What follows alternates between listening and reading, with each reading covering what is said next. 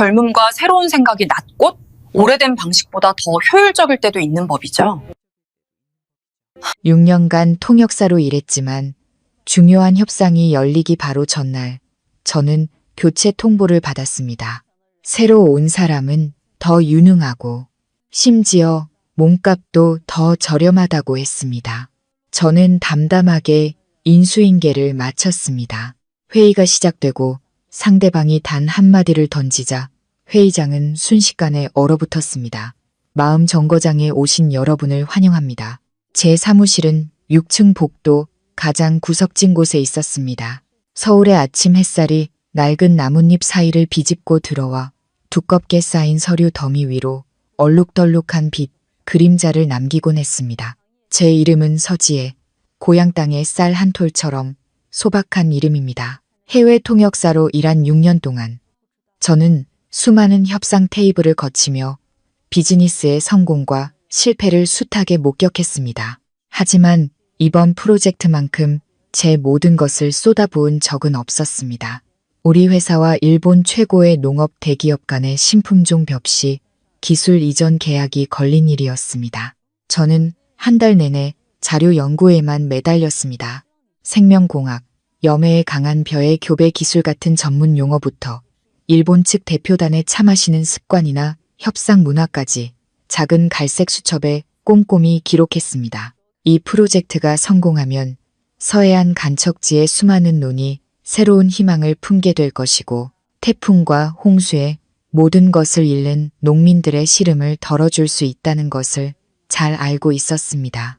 그 순간 저는 단순히 월급을 받는 직장인이 아니라 고향에 가장 좋은 것을 가져다 주기 위해 노력하는 농부의 딸이었습니다.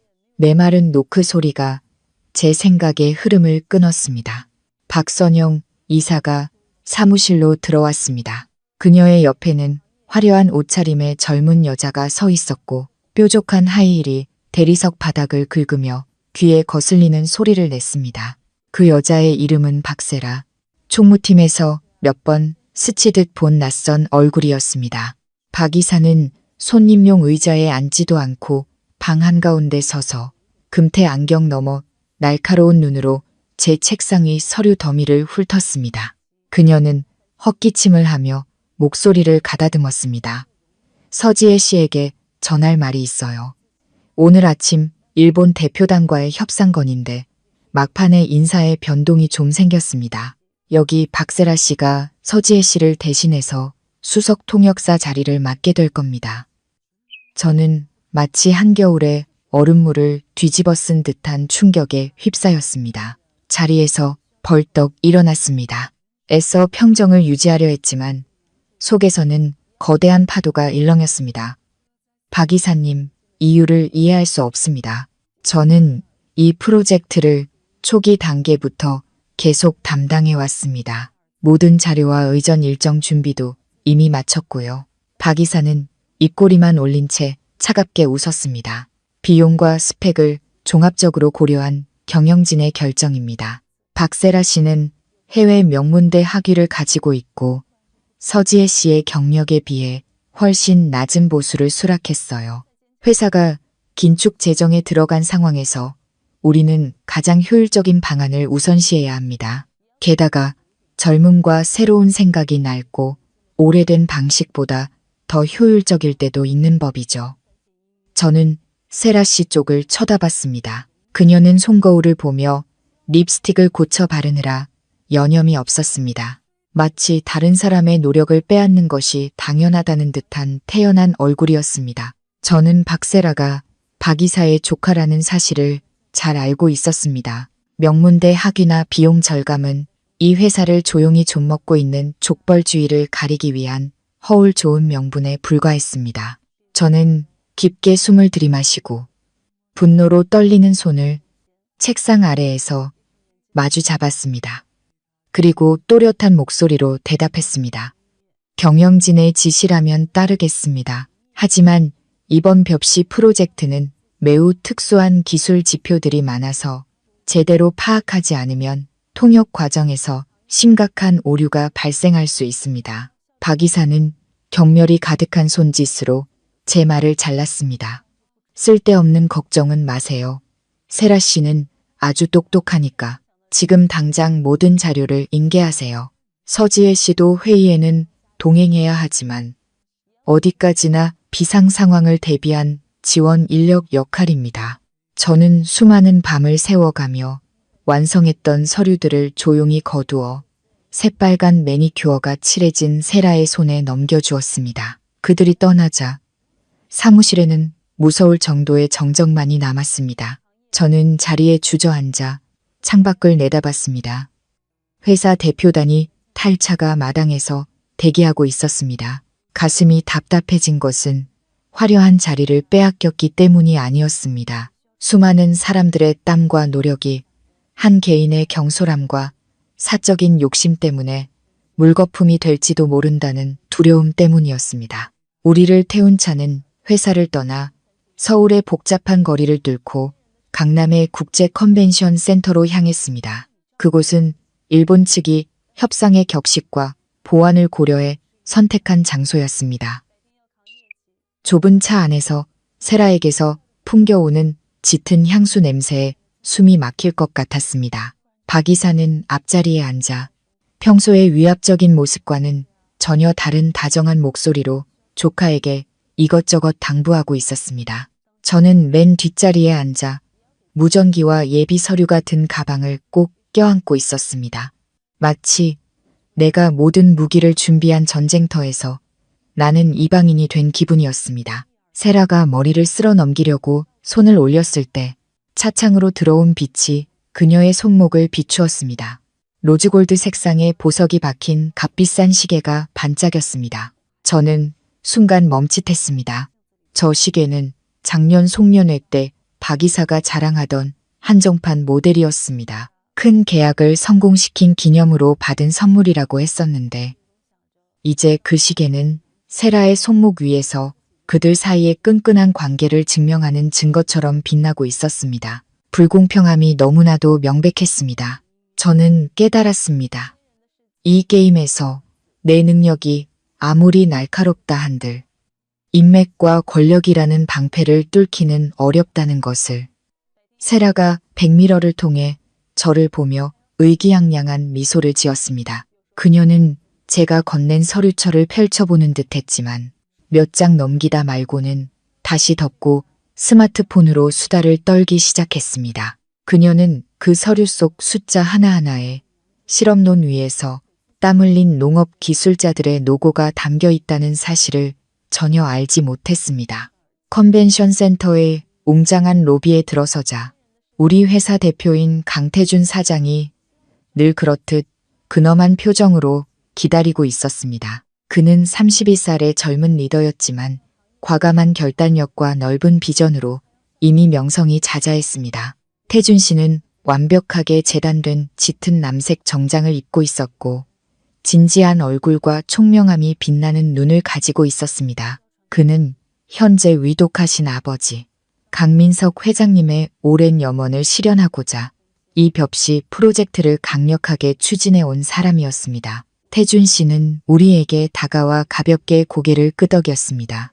그가 수석 통역사 자리에 서 있는 세라를 보았을 때 그의 눈썹이 살짝 치켜 올라갔지만 이내 평정을 되찾았습니다. 박 이사가 재빨리 나섰습니다. 강 사장님, 이쪽은 저희 회사의 새로운 언어 전문가 박세라 씨입니다. 국제 교류에 신선한 활력을 불어넣기 위해 오늘 통역을 담당할 겁니다. 서지혜 씨는 뒤에서 지원할 예정이고요. 태준 씨는 저를 잠시 바라봤습니다. 그의 눈빛에는 무언가 헤아리기 어려운 감정이 담겨 있었습니다. 그는 세라에게 시선을 돌리며 말했습니다. 전문적인 내용을 확실히 숙지했기를 바랍니다. 이번 협상은 회사의 명운이 걸린 일이라 작은 오차도 용납될 수 없습니다. 세라는 환하게 웃으며 명랑한 목소리로 대답했습니다. 걱정 마세요, 사장님. 준비는 완벽합니다. 저는 뒤에서 조용히 그들을 지켜봤습니다. 마음속으로는 회사와 농민들의 공동 이익을 위해 모든 일이 순조롭게 풀리기를 간절히 바랐습니다.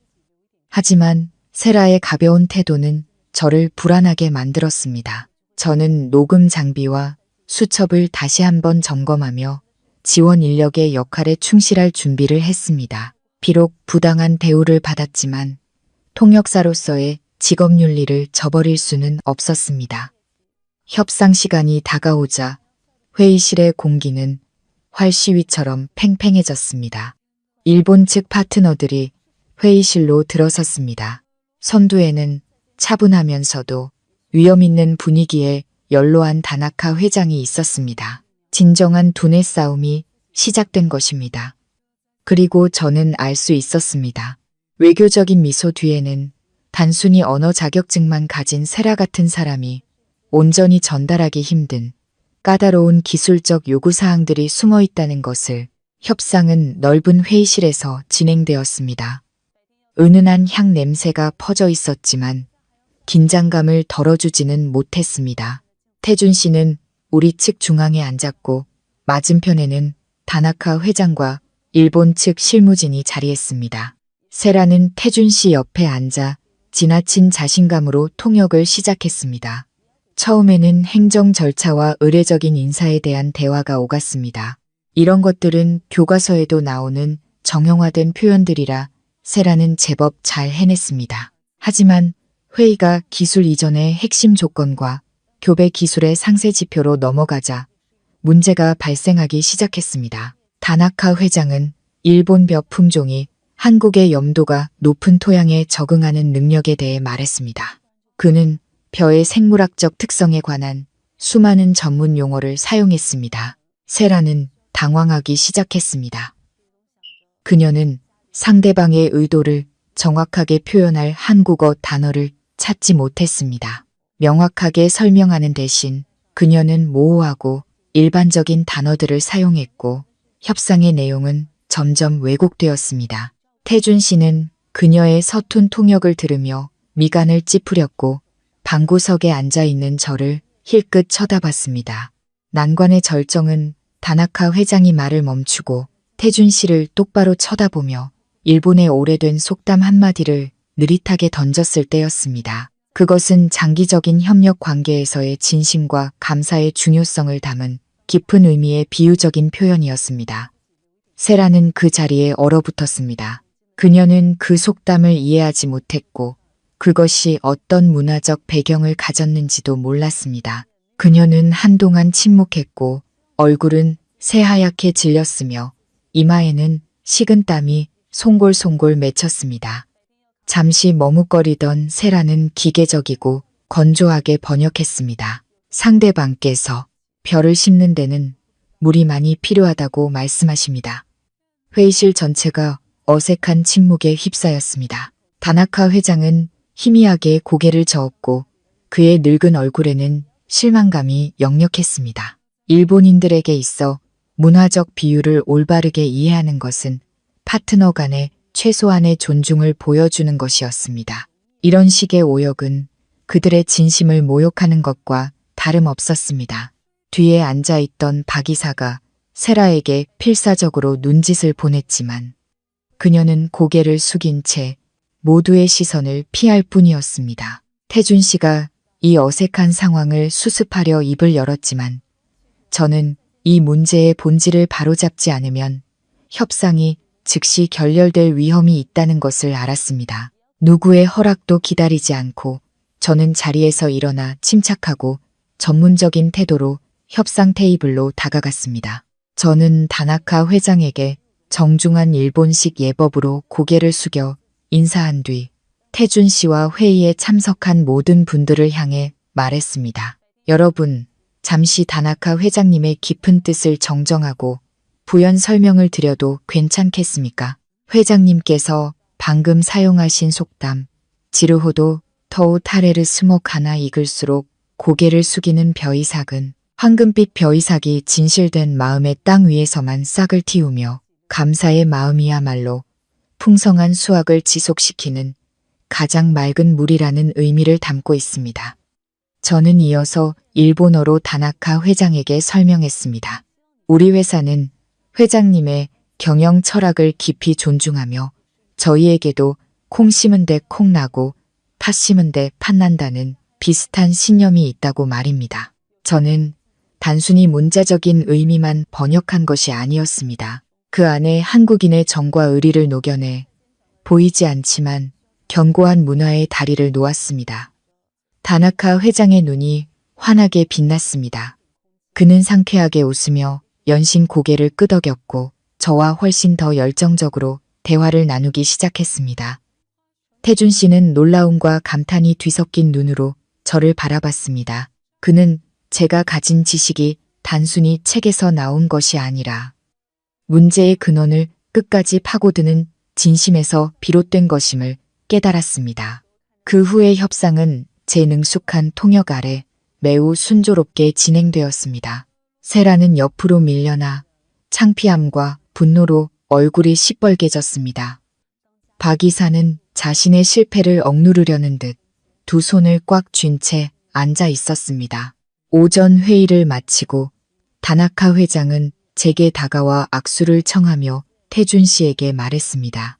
귀사의 전문가팀, 특히 서지혜 씨의 깊은 문화적 이해에 깊은 감명을 받았습니다. 대표단이 떠난 후 태준 씨는 한동안 저를 바라보더니 짧지만 천근 같은 무게가 실린 한마디를 건넸습니다. 고맙습니다. 서지혜 씨, 지혜 씨가 아니었다면 우리는 천근 같은 기회를 놓쳤을 겁니다. 저는 안도의 미소를 지었습니다. 하지만 저는 이것이 더 긴 싸움의 시작일 뿐이며 회사의 어두운 그림자들이 빗속으로 드러나기를 기다리고 있다는 것을 알고 있었습니다. 일본 대표단을 배웅한 후 사무실 분위기는 이상할 정도로 무겁게 가라앉았습니다. 박 이사는 재빨리 세라를 데리고 개인 사무실로 들어가 문을 쾅 닫아버렸습니다. 저는 로비에 서서 협상 테이블에 남은 서류들을 조용히 정리했습니다. 문득 한 시선이 제게 쏠리는 것을 느꼈습니다. 태준 씨였습니다. 그는 여전히 그곳에 서서 한 손은 주머니에 넣고 다른 손으로는 검은 안경테를 만지작거리고 있었습니다. 태준 씨가 제게 다가왔습니다. 그의 발걸음은 단단하고 망설임이 없었습니다. 서지혜 씨. 그의 목소리는 나지막했지만 형언할 수 없는 힘이 실려 있었습니다. 잠시 제 사무실에서 이야기 좀 나눌 수 있을까요? 저는 조금 놀랐지만 이내 평정을 되찾았습니다. 네, 사장님. 태준 씨의 사무실은 건물 최상층에 있어 도시의 광활한 풍경을 한눈에 담을 수 있었습니다. 사무실은 단순하지만 고급스럽게 꾸며져 있었고 원목 가구와 농업, 경제에 관한 수많은 책들로 가득했습니다. 태준 씨는 제게 그의 책상 맞은편 가죽 안락의자에 앉기를 권했습니다. 그는 제 눈을 똑바로 쳐다봤습니다. 그 직설적인 시선에 잠시 당황했지만 두렵지는 않았습니다. 서지혜 씨, 오늘 아침 상황 대처 능력이 아주 인상적이었습니다. 상대방의 문화를 그 정도로 깊이 이해하고 그 미묘한 차이를 간파할 수 있는 배짱을 가진 사람은 흔치 않죠. 언제부터 일본의 지방 속담까지 그렇게 깊이 연구하게 됐는지 궁금하군요. 저는 미소를 지었습니다. 제 노력이 제대로 인정받는 것 같아 마음이 한결 가벼워졌습니다. 사장님, 저는 언어는 껍데기에 불과하고 그 영혼은 문화에 있다고 생각합니다.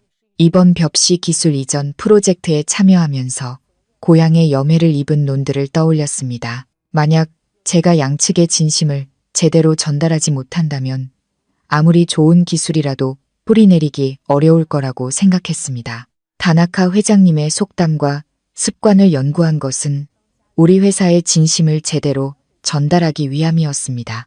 태준 씨는 고개를 끄덕였고 그의 눈은 동의의 빛으로 반짝였습니다. 지혜 씨의 그 확고함이 저를 안심시키는군요.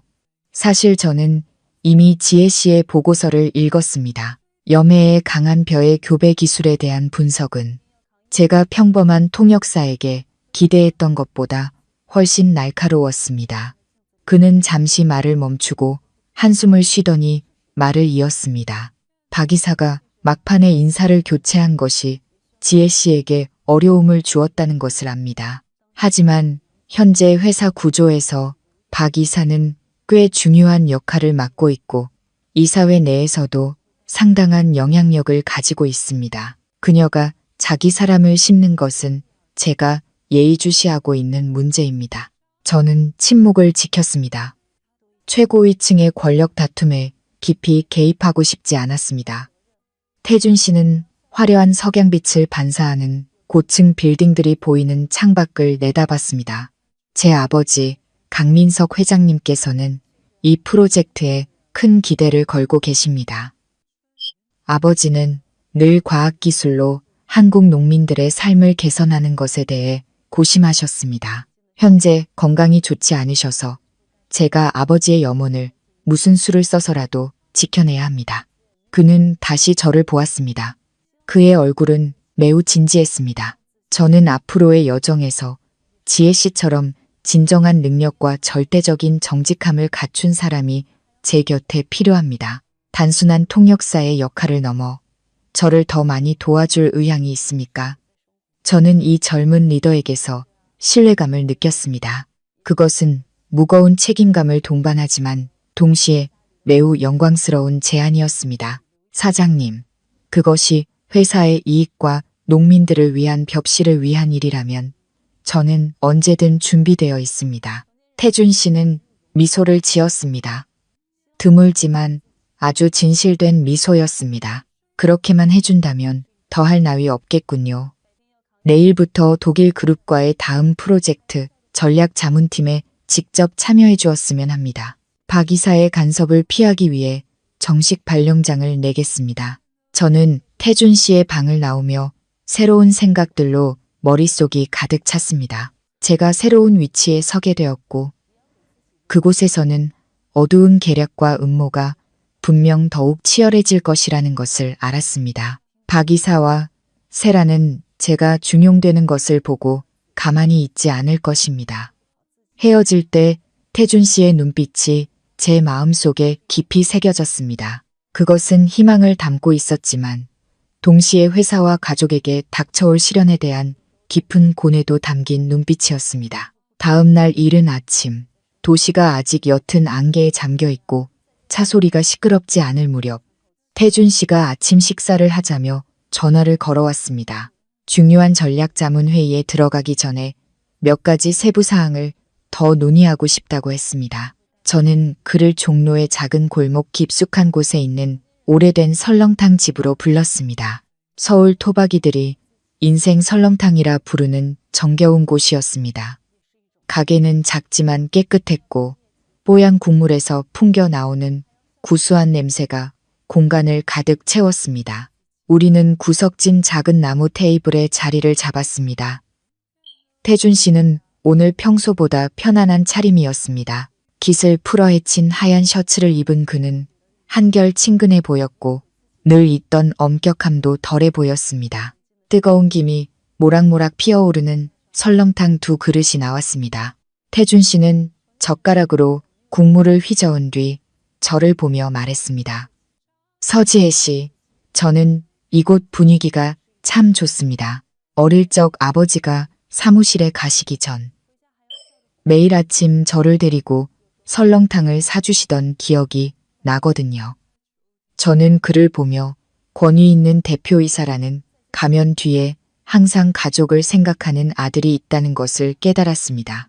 사장님, 때로는 이런 전통적인 가치들이 거친 풍파 속에서 우리를 지탱해주는 가장 튼튼한 버팀목이 되어주기도 하죠. 태준 씨는 고개를 끄덕였습니다. 그는 설렁탕 한 숟갈을 뜨고는 젓가락을 내려놓았습니다. 그의 표정이 상념에 잠겼습니다. 풍파 이야기가 나와서 말인데 현재 상황에 대해 지혜 씨에게 미리 알려줄 게 있습니다. 이번 독일 그룹과의 프로젝트는 첨단 농기계 기술에 초점이 맞춰져 있습니다. 이 분야는 박 이사가 통제권을 장악하려고 애쓰는 영역입니다. 그녀는 이미 인사팀에 압력을 넣어 자신의 측근들을 프로젝트 팀에 추가로 배치하기 시작했습니다. 저는 그의 걱정을 이해하며 귀를 기울였습니다. 사장님, 저는 독일 기술 관련 자료들을 준비할 준비가 되어 있습니다. 하지만 내부적으로 의견이 통일되지 않으면 파트너들이 우리의 비전문성을 눈치챌까 걱정됩니다. 태준 씨는 한숨을 쉬었습니다. 그의 눈에는 가족 이야기를 할 때면 슬픔이 어렸습니다. 아버지는 현재 자택에서 요양 중이십니다. 그런데 아버지를 돌보는 주 간병인이 박 이사가 소개한 사람입니다. 요즘 아버지의 정신이 매우 불안정하고 가끔씩 기억을 잃거나 이상한 행동을 보이십니다. 이전까지는 아주 총명하셨는데 너무 이상한 일입니다. 제 가슴이 철렁 내려앉았습니다. 족벌주의의 음모가 회사의 권력을 넘어 가장 소중한 가족의 건강까지 위협하고 있을지도 모른다는 생각이 들었습니다. 사장님, 조심하셔야 할 것 같습니다. 만약 회장님의 건강에 문제가 생긴다면 상속권과 그룹 경영권에 관련된 중요한 법적 문서들이 악용될 수 있습니다. 태준 씨는 제 눈을 똑바로 쳐다보며 단호한 목소리로 나지막이 말했습니다. 저도 그 점을 의심하고 있습니다. 그래서 지혜 씨가 전문적인 지원뿐만 아니라 제2의 눈이 되어 사무실에서 박 이사의 모든 움직임을 감시해 주었으면 합니다. 다가올 독일 그룹과의 프로젝트에서 지혜 씨를 모든 서류가 이사회에 올라가기 전 최종 검토할 권한을 가진 특별 고문으로 임명하고 싶습니다. 그는 잠시 말을 멈추고 뜨거운 차를 한 모금 마셨습니다. 박 이사는 분명 지혜 씨를 고립시키려 할 겁니다. 지난번 세라일 이후로 제가 지혜 씨를 중용하는 것을 못마땅해 하고 있으니까요. 회사에서 먹고 마시는 것 하나하나 조심하세요. 아주 사소해 보이는 것조차 함정일 수 있습니다. 아침 식사는 햇살이 높아져 낡은 기와 지붕 위로 금빛을 쏟아낼 무렵 끝이 났습니다. 저는 맛있는 설렁탕과 진심 어린 경고에 대해 태준 씨에게 감사 인사를 했습니다. 식당을 나서며 어깨 위의 짐이 조금 더 무거워진 것을 느꼈습니다. 태준 씨의 아버지에 대한 이야기는 저를 소름 돋게 했습니다. 박 이사 같은 여자가 자신의 야망을 위해 연로한 분의 건강까지 발판으로 삼을 수 있다면 목적 달성을 위해 어떤 수단과 방법도 가리지 않을 것입니다. 저는 사무실로 돌아오는 길에 총무팀을 지나쳤습니다. 박 이사가 세라와 다른 몇몇 사람들과 서서 무언가 수군거리고 있었습니다. 저를 보자 그들은 즉시 입을 다물었습니다. 박 이사의 시선이 면도날처럼 차갑게 저를 파고들었습니다. 저는 가볍게 고개를 숙여 인사하고 지나쳤습니다. 이 험난한 여정을 태준 씨와 함께 끝까지 가기 위해 그 어느 때보다 굳건해져야 한다고 다짐했습니다. 그날 밤 서울에는 갑작스러운 소나기가 쏟아졌습니다. 빗방울이 제 작은 오피스텔 창문을 두드리는 소리가 조용하고 슬프게 울려 퍼졌습니다. 저는 책상 앞에 앉아 있었습니다. 형광등 불빛이 차갑게 번지고 있었습니다. 새 프로젝트를 위한 기술 용어 목록을 완성하려 애썼지만 마음은 온통 아침에 태준 씨가 했던 경고들로 가득했습니다. 갑자기 고요한 공간 속에서 이메일 알림음이 울렸습니다. 발신인 이름도 없는 낯선 주소였습니다. 제목은 단지 숫자 뒤에 숨겨진 진실이라는 짧은 몇 글자뿐이었습니다. 저는 불길한 예감에 잠시 멈칫했습니다. 조심스럽게 메일을 열었습니다. 안에는 지난 1년간의 회사 내부 지출 결에서 스캔 파일들이 첨부되어 있었습니다.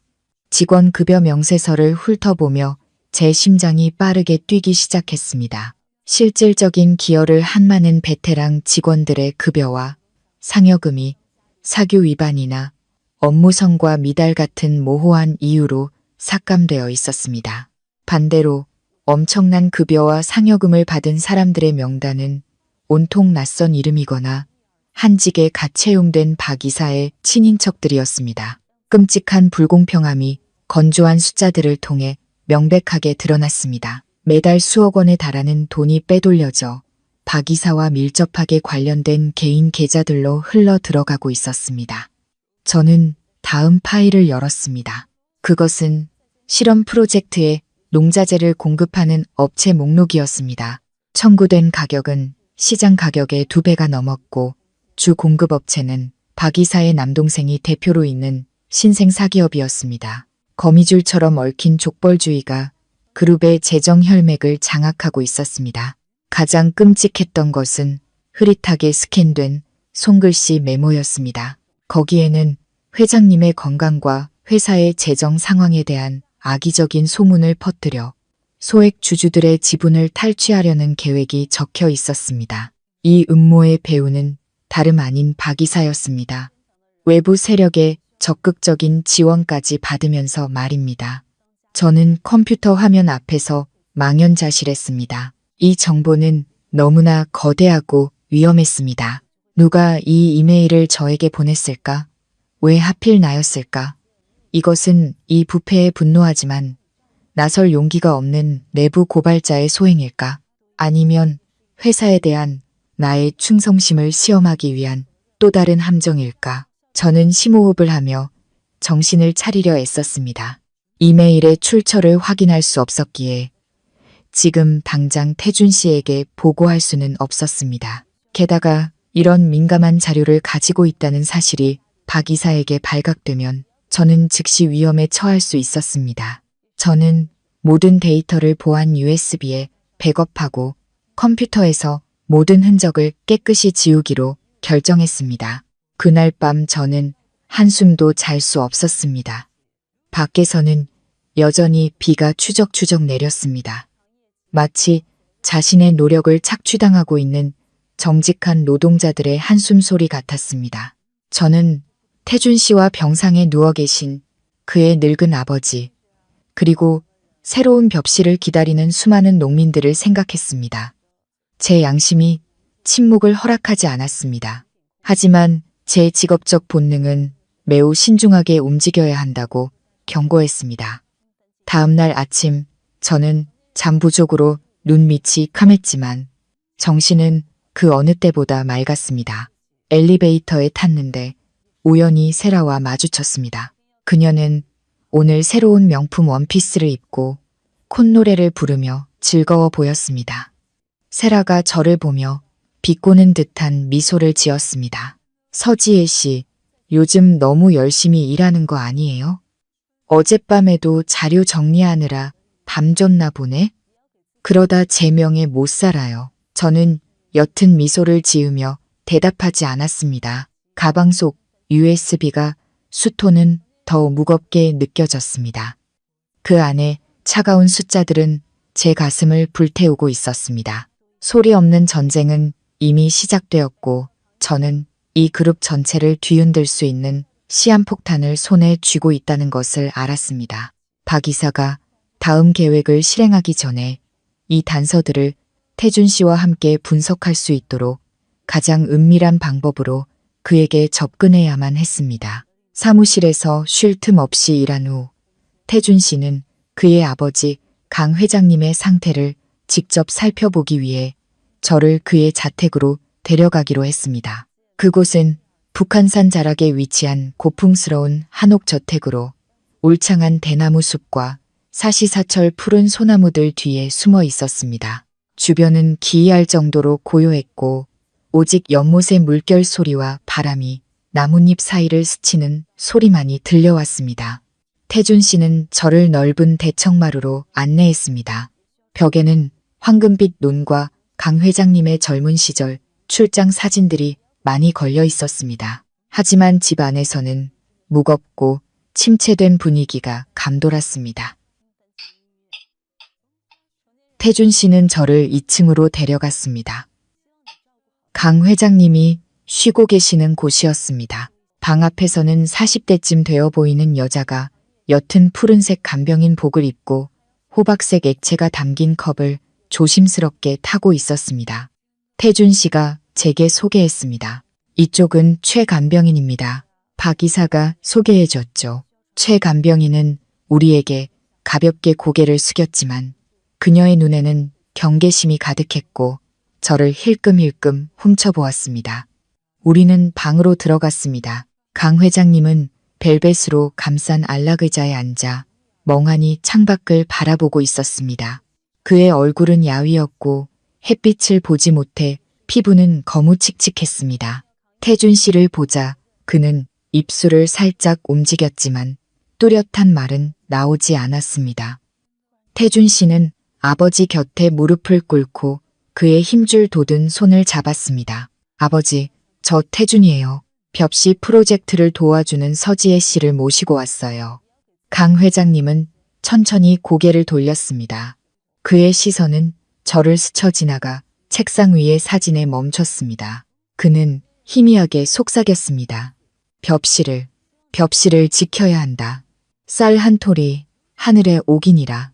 저는 문득 이상한 점을 발견했습니다. 회장님이 계신 곳 옆 차상에 상표도 없이 손으로 휘갈겨 쓴 글씨 몇 자만 적힌 약병이 놓여 있었습니다. 제가 그것을 주시하자 최 간병인이 재빨리 그 약병을 앞치마 주머니에 숨기는 것을 보았습니다. 태준 씨가 아버지와 이야기하는 동안 저는 방을 구경하는 척하며 회장님의 식사를 준비하는 작은 부엌 쪽으로 가보았습니다. 진한 한약 냄새와 함께 맵고 불쾌한 이상한 향이 섞여 있었습니다. 강 사장님, 잠시 발코니에 나가서 바람 좀 쐬고 와도 될까요? 저는 최 간병인을 관찰할 기회를 만들기 위해 조용히 말했습니다. 발코니에서 안을 들여다보니 최 간병인이 몰래 통화를 하고 있었습니다. 목소리는 아주 작았지만 왔어요. 여기 있어요. 이사님. 걱정 마세요. 같은 단어들이 간간히 들렸습니다. 심장이 쿵쾅거렸습니다. 그녀는 분명 박 이사에게 상황을 보고하고 있었습니다. 방으로 돌아왔을 때 강 회장님은 졸리기 시작한 듯 보였습니다. 눈꺼풀이 처지고 머리가 한쪽으로 기울어지는 것이 마치 강제로 깊은 잠에 빠져드는 것 같았습니다. 최 간병인이 재빨리 다가와 회장님을 침대에 눕히며 약효가 돌려면 회장님께 안정이 필요하다고 우리에게 둘러댔습니다. 돌아오는 차 안에서 태준 씨는 한동안 침묵했습니다. 서울의 가로등 불빛이 차창을 스쳐 지나갔습니다. 그는 저를 보며 깊은 고통이 담긴 목소리로 말했습니다. 서지혜 씨, 봤습니까? 제 아버지는 예전에 강철 같은 분이셨습니다. 하루에 18시간을 일해도 지치지 않으셨죠. 그런데 지금은 자기 집에서 유령처럼 지내고 계십니다. 저는 태준 씨의 눈을 똑바로 보며 단호하게 말했습니다. 사장님의 의심이 근거가 있다고 생각합니다. 최 간병인의 태도와 상표 없는 약병, 모든 것이 의심스럽습니다. 게다가 그녀가 박 이사에게 전화로 상황을 보고하는 것을 직접 봤습니다. 회장님께서 드시는 물이나 약의 샘플을 몰래 채취해서 박 이사가 손 쓸 수 없는 신뢰할 만한 의료기관에서 정밀 검사를 받아보시길 권합니다. 태준 씨는 핸들을 꽉 잡았습니다. 그의 손마디가 하얗게 질렸습니다. 그렇게 하겠습니다. 그들이 아버지를 더 이상 망가뜨리도록 내버려 둘 수 없습니다. 벽씨는 아버지의 평생 수건이지만 아버지의 목숨이야말로 제게 가장 소중한 것입니다. 그날 밤 저는 뒤척이며 잠을 이룰 수 없었습니다. 쇠약해진 강 회장님의 모습과 최 간병인의 의심스러운 눈초리가 머릿속을 떠나지 않았습니다. 저는 제가 단순히 경제 프로젝트에 참여하고 있는 것이 아니라 선과 악의 경계가 그 어느 때보다 희미해진 인간성에 대한 전쟁 한가운데 서 있다는 것을 깨달았습니다. 독일의 농기계 그룹 아그리테크와의 협력 프로젝트가 결정적인 단계에 접어들었습니다. 요 며칠간 회사 사무실의 분위기는 작은 전쟁터처럼 팽팽했습니다. 수백 페이지에 달하는 계약서 초안이 법무팀과 경영진 사이를 오갔습니다. 특별 고문으로서 저는 태준 씨로부터 모든 기술 조항과 기술 이전 약속을 검토하는 임무를 받았습니다. 월요일 아침 박 이사는 대회의실에서 긴급 회의를 소집했습니다. 오늘 세라는 아주 비싼 오피스룩을 차려입고 박 이사 옆에 앉아 값비싼 만년필을 든 채 거만한 표정을 짓고 있었습니다. 박 이사는 서류 뭉치를 태준 씨 쪽으로 밀었습니다. 강 사장님, 독일 측에서 아주 서두르고 있습니다.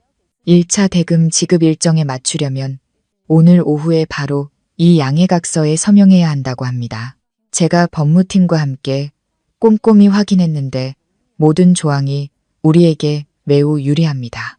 태준 씨는 저를 잠시 쳐다본 뒤 박 이사를 향해 말했습니다.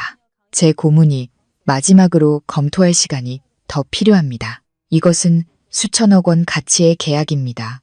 서두를 수 없습니다. 박 이사는 입꼬리를 올리며 은근한 비웃음을 흘렸습니다. 그래서 서지혜 씨는 언어 전문가이지 독일의 복잡한 법률 용어와 기술 용어를 전부 이해할 만한 전문 지식이 있을까요? 이렇게 기다리다가는 천금 같은 기회를 놓칠까 염려됩니다. 세라도 옆에서 거들며 자기가 읽어봤는데 모든 것이 완벽했다고 말했습니다. 저는 침착하게 계약서를 펼쳤습니다. 그동안 쌓아온 깊은 기술적 이해를 바탕으로 한 줄 한 줄 꼼꼼히 검토하기 시작했습니다. 45페이지 손해배상 책임과 기술 보증에 관한 부분에서 저는 멈칫했습니다. 저는 고개를 들어 박 이사를 똑바로 쳐다본 뒤 태준 씨에게 말했습니다.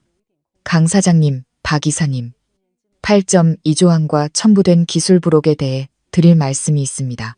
이 문서에 따르면 상대방은 최신 세대의 콤바인 생산 라인 기술을 이전하기로 약속했습니다. 하지만 장비 세부 사항을 보면 핵심 부품들의 제품 번호는 10년도 더 된 구형 모델에 속하는 것들입니다.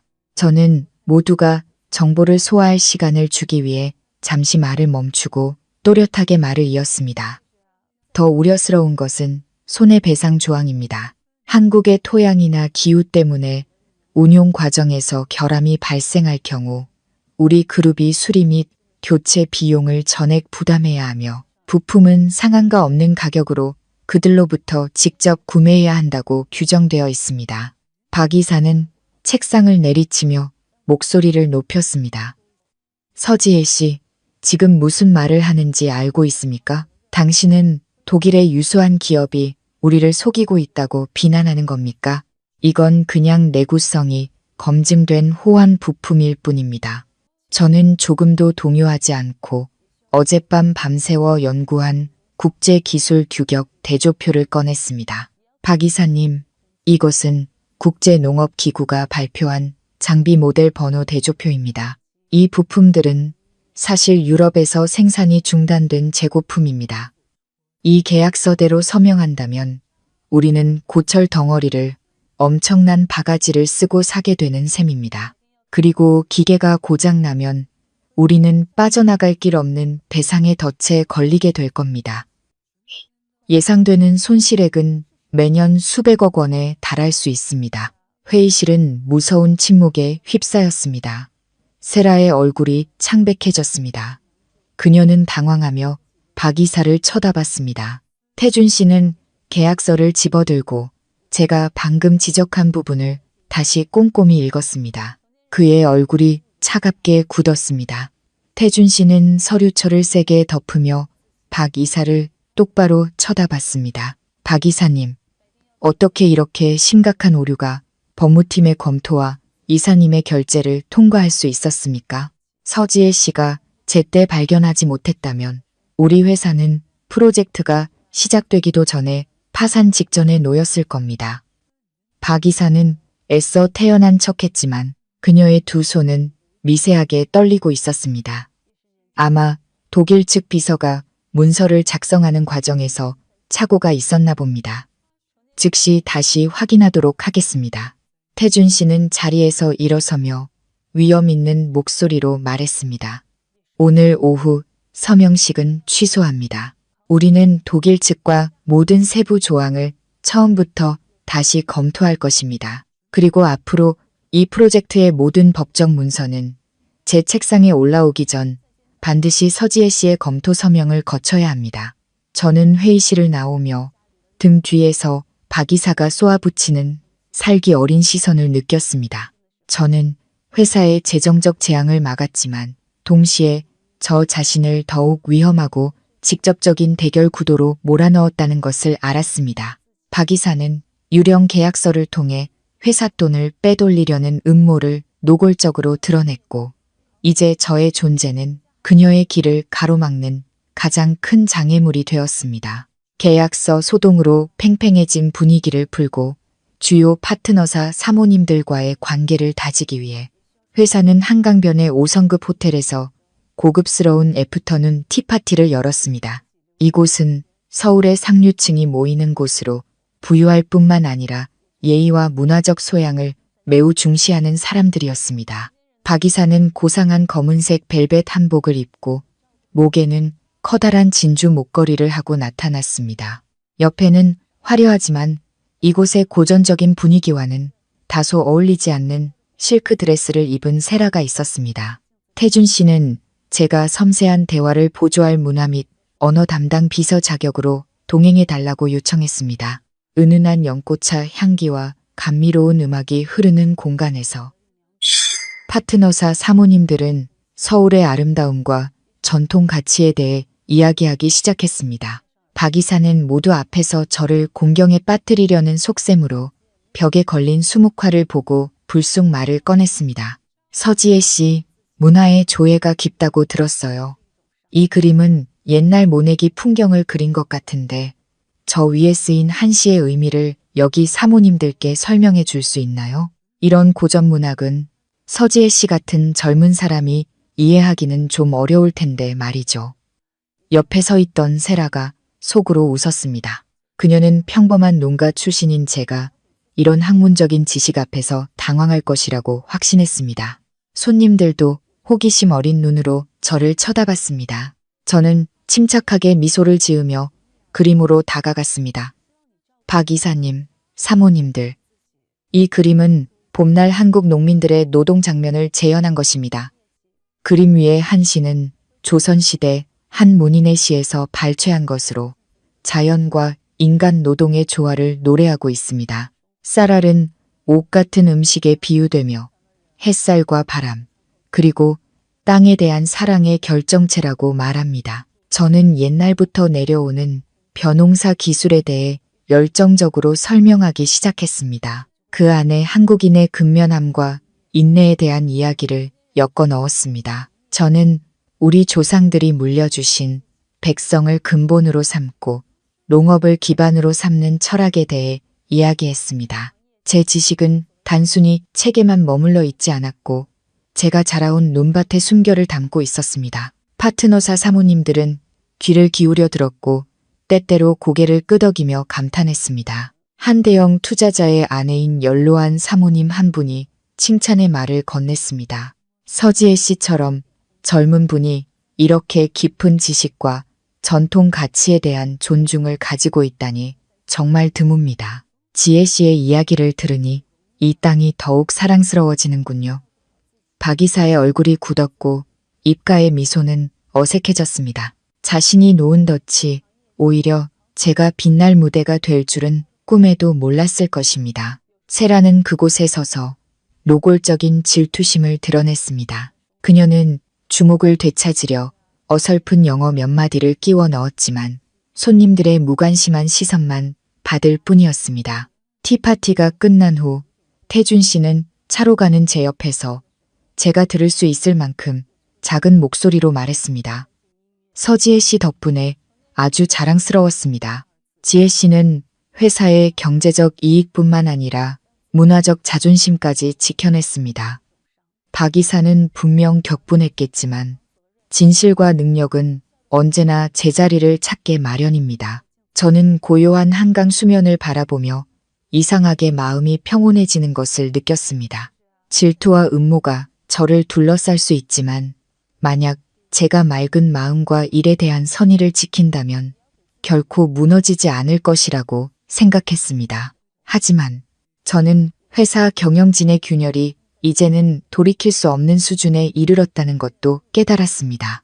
박 이사는 공개적으로 저를 적으로 간주했고 저는 중요한 프로젝트들이 본격적으로 실행 단계에 접어들면서 앞으로 닥쳐올 더 큰 풍파에 대비해야 했습니다. 티파티가 끝나고 손님들의 박수 소리가 아직 귓가에 맴돌 때 저는 태준 씨와 함께 호텔의 대리석 복도를 따라 산책했습니다. 해 진녘의 서울 공기는 차가워지기 시작했습니다. 강에서 불어오는 바람에 저는 살짝 몸을 떨었습니다. 태준 씨가 그것을 알아차린 듯 했습니다. 그는 걸음을 멈추고 활짝 핀 난초 정원 옆에 놓인 나무 벤치에 앉자고 제안했습니다. 그때 호텔의 작은 무대에서 국악기 소리가 은은하게 울려 퍼졌습니다.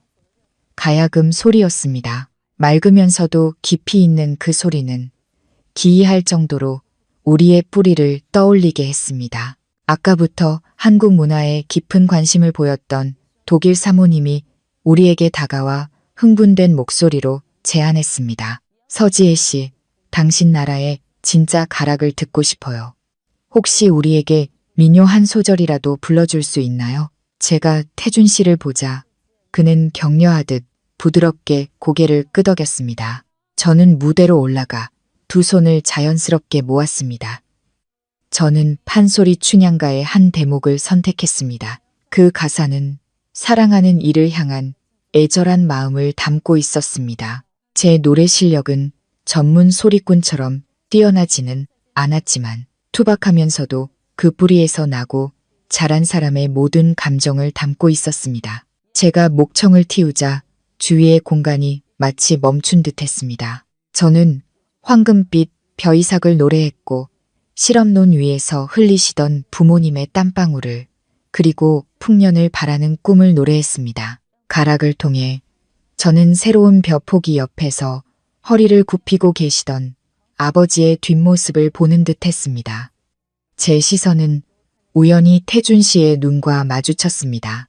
그는 그곳에 앉아 제가 이전에 본 적 없는 깊은 감동이 서린 눈으로 저를 바라보고 있었습니다. 노래가 끝나자 박수 소리가 터져 나오기 전까지 정원에는 절대적인 침묵이 흘렀습니다. 독일 사모님이 다가와 저를 껴안으며 영어로 말했습니다. 이 노래를 통해 우리가 추진하는 농업 프로젝트의 영혼을 느낄 수 있었다고 말입니다. 우리 둘만 남았을 때 태준 씨가 천천히 입을 열었습니다. 그의 목소리는 이상하게 나직하고 따뜻했습니다. 서지혜 씨, 고맙습니다. 지혜 씨의 노래를 들으니 아버지가 사무치게 그립습니다. 아버지는 제게 늘 말씀하셨습니다. 훌륭한 농업을 하려면 먼저 땅과 그 위에서 일하는 사람들에 대한 사랑이 있어야 한다고. 오늘 저는 지혜 씨에게서 그것을 진정으로 보았습니다. 저는 가볍게 고개를 숙였습니다. 형언할 수 없는 감정이 솟아올랐습니다. 강 사장님, 제게 벼는 단순히 비즈니스 상품이 아니라 생명 그 자체입니다. 제가 노래한 것은 파트너들이 우리의 기술뿐만 아니라 우리 민족의 영혼을 벽시 하나하나에 담고 있다는 것을 이해해 주길 바랐기 때문입니다. 태준 씨는 일어서서 제 어깨에 손을 얹으려는 듯하다가 이내 정중하게 거두었습니다. 지혜 씨는 제가 이 회사를 경영하는 동안 만난 가장 마음이 통하는 사람입니다. 아마 아버지가 옳았나 봅니다. 선한 씨앗들은 좋은 밭에서 서로를 알아본다고 하셨거든요. 저와 태준 씨 사이의 감정의 끈은 그 민요 가락을 통해 더욱 단단해진 것 같았습니다. 그것은 더 이상 단순한 상사와 직원의 관계가 아니라 같은 숭고한 목표를 향해 나아가는 두 영혼의 교감이었습니다. 하지만 저는 큰 기둥 뒤에 숨어 우리를 지켜보던 박 이사의 살기 어린 표정도 보았습니다. 우리의 유대가 강해질수록 그녀의 음모는 분명 더욱 잔혹하고 교활해질 것이었습니다. 토요일 오후 저는 낯선 번호로 걸려온 전화를 받았습니다. 박 이사의 익숙한 목소리가 들려왔습니다.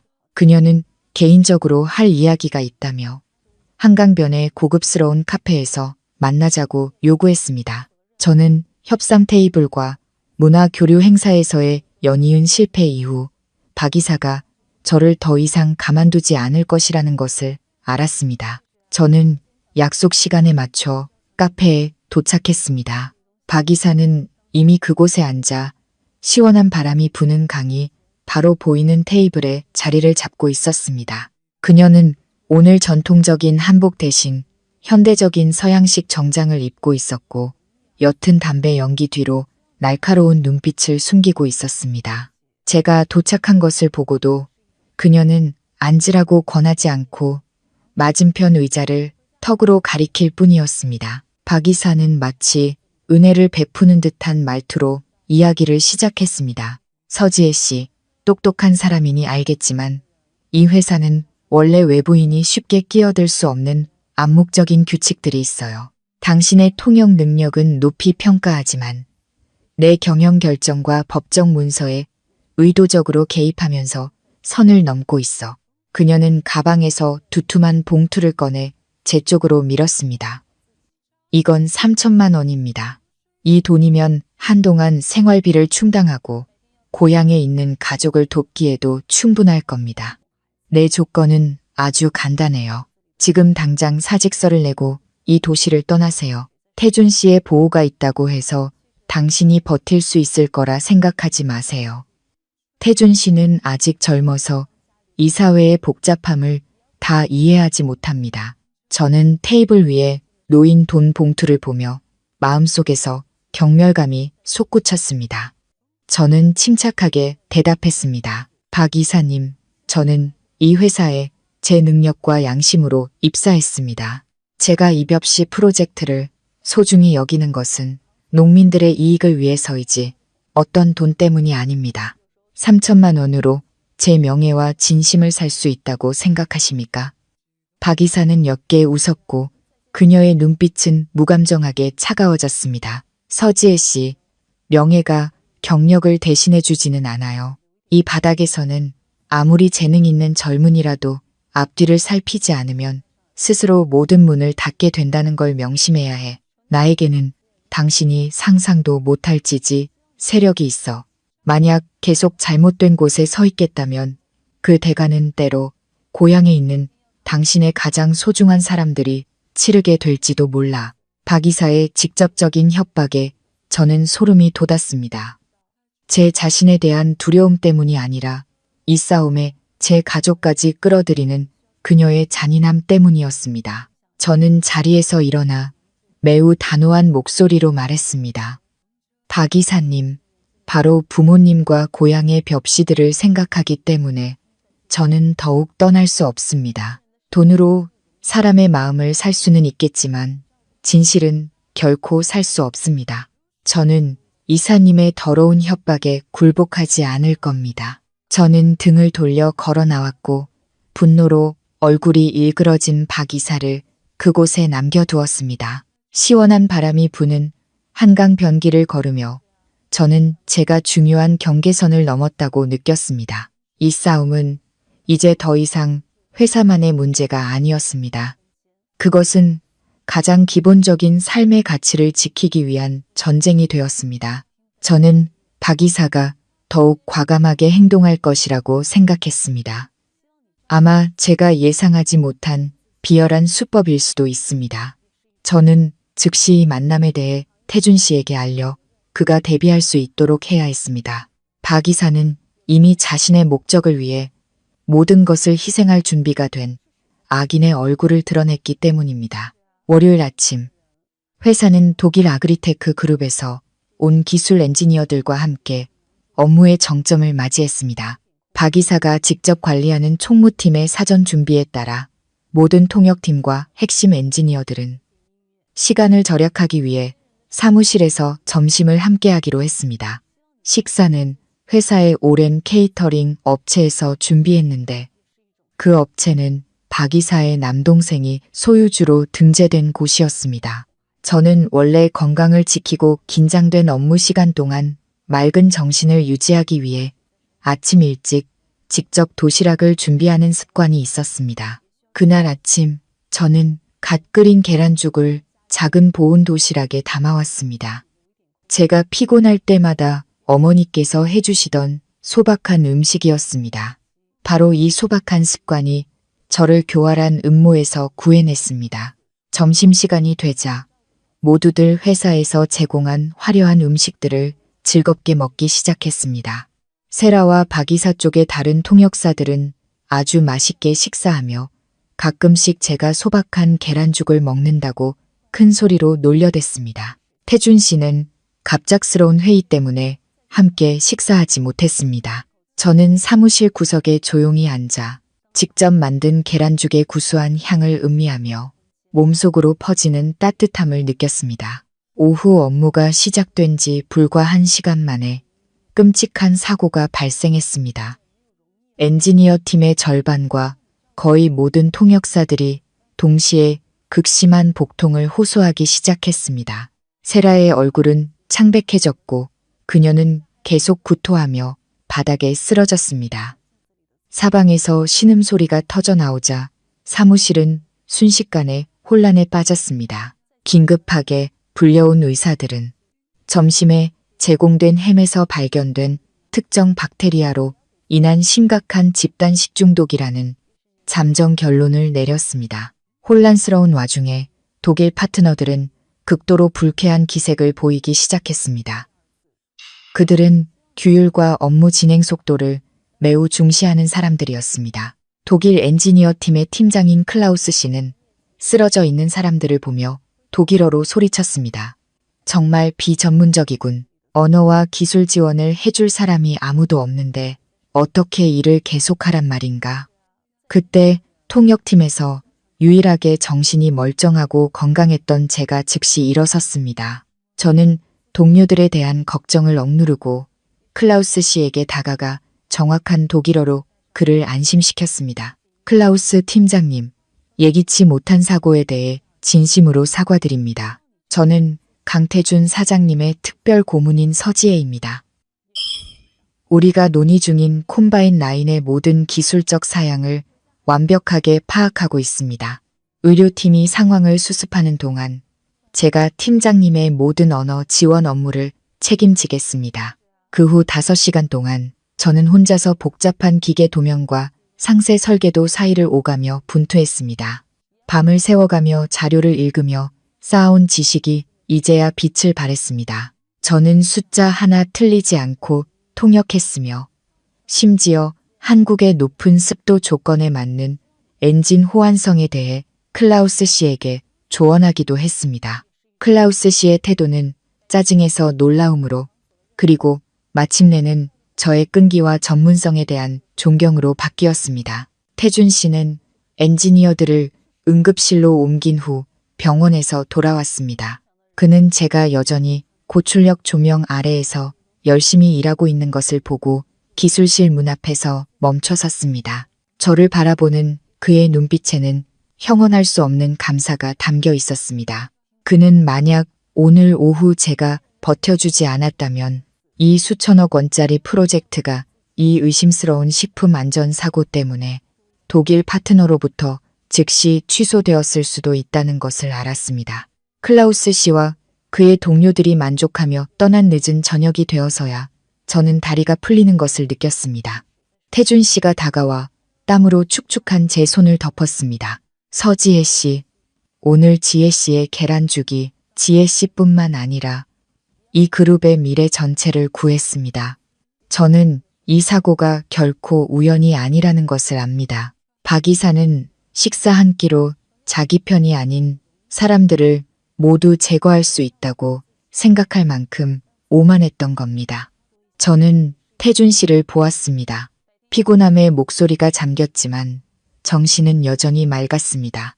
강 사장님, 박 이사는 이제 사람의 생명에 직접적인 영향을 미치는 위험한 수법까지 쓰기 시작했습니다. 더 이상 관용을 베풀어서는 안 됩니다. 핵심 기술팀 전체가 기술 부록 서명을 앞둔 시점에 식중독에 걸렸다는 사실이 그녀의 관기를 가장 명백하게 증명합니다. 우리는 즉시 이 케이터링 업체로부터 증거를 수집해야 합니다. 태준 씨는 고개를 끄덕였습니다. 그의 얼굴에는 차가운 결단력이 서려 있었습니다. 이미 사람을 보내 음식 샘플을 수거하고 박 이사 남동생의 회사 주방을 봉쇄하도록 지시했습니다. 이 전쟁은 우리가 상상했던 것보다 훨씬 더 치열하고 피비린내 나는 새로운 단계로 접어들었습니다. 서지혜 씨, 지금부터 제 시야에서 벗어나지 마세요. 그녀는 이 잔혹한 계획을 망가뜨린 당신을 결코 용서하지 않을 겁니다. 그날 밤 그룹 연구실의 불은 여전히 환하게 켜져 있었습니다. 식중독 사건 이후 제 어깨에 지워진 업무량은 엄청났습니다. 열 센서와 유압 제어 시스템의 모든 상세 기술 도면을 독일 대표단이 다음날 이른 아침 떠나기 전에 다시 검토해야 했습니다. 태준 씨는 집에 가지 않고 제게 따뜻한 생강차 한 잔을 타준 뒤 맞은편 책상에 앉아 함께 자료를 한 장 한 장 넘겼습니다. 새벽 2시가 가까워지자 수면 부족으로 머리가 어지러웠지만 기술적인 숫자들은 여전히 눈앞에서 춤을 추고 있었습니다. 클라우스 씨가 가끔씩 들러 진행 상황을 확인했습니다. 그는 제가 여전히 복잡한 압력 밸브 기호들을 정확하게 구분하는 것을 보고 놀라움을 감추지 못했습니다. 그는 태준 씨의 어깨를 두드리며 독일어로 말했습니다. 이토록 끈기 있고 실무 지식이 뛰어난 통역사는 본 적이 없다고. 시계가 새벽 4시를 가리켰을 때 마지막 기술 보고서가 마침내 완성되었습니다. 저는 몸에 힘을 풀었습니다. 온몸의 뼈마디가 비명을 지르는 것 같았습니다. 태준 씨가 저를 보았습니다. 그의 눈에도 피로로 핏발이 서 있었지만 미소는 아주 따뜻했습니다. 그는 나지막이 말했습니다. 일 때문만이 아니라 이 프로젝트가 무너지지 않도록 지켜준 그 강인함 때문에 당신에게 가장 깊은 감사를 표합니다. 저는 차갑게 식은 차를 한 모금 마셨습니다. 이상하게 마음이 가벼워졌습니다. 강 사장님, 이 도면들 한가운데 서 있을 때 저는 월급을 위해 일한다고 생각하지 않았습니다. 고향의 밭, 햇볕 아래에서 힘들게 허리를 굽히고 계실 농부들을 생각했습니다. 이 기계들이 잘 작동한다면 그분들의 고생이 조금이라도 덜어질 테니까요. 그것이 제가 지난 16시간 동안 버틸 수 있었던 원동력이었습니다. 태준 씨는 한동안 말이 없었습니다. 그는 서울의 하늘이 밝아오기 시작하는 창밖을 내다봤습니다.